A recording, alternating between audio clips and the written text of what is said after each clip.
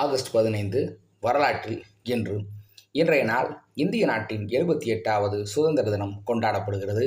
1519 Panama நகரம் நிறுவப்பட்டது.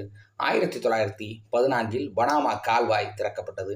1920 வார்சாவில் இடம்பெற்ற போரில் போலாந்து இராணுவத்தினர் சோவியத் படைகளை வென்றனர்.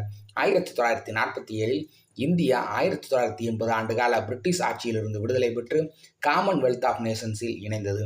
1947 முகமது அலி ஜின்னா பாகிஸ்தானின் முதலாவது ஆளுநராக கராச்சியில் பதவியேற்றார். 1948 கொரிய குடியரசு உருவானது. 1945 வடகொரிய, தென்கொரிய, ஜப்பானிடமிருந்து விடுதலை பெற்றது. 1960 கோங்கோ குடியரசு பிரான்சிடமிருந்து விடுதலை பெற்றது.